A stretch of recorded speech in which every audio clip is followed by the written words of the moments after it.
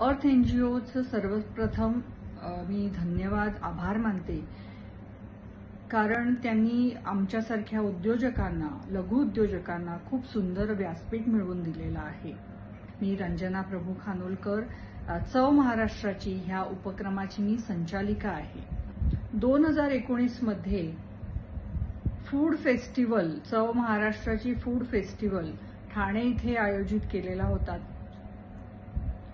तिथून आमची जी सुरुवात झाली ती गेल्या 3-3.5 वर्षामध्ये आम्ही स्वतःच्या मॅन्युफॅक्चरिंग पर्यंत आम्ही आमचा व्यवसाय नेलेला आहे. आणि अखंड महाराष्ट्र हे दुसरं काही नसून आपण वेगवेगळ्या समाजाचे जे लोक आहोत ते एकत्र येऊन आपली जी संस्कृती जपतो तीच आपल्या महाराष्ट्राची खरी संस्कृती आहे.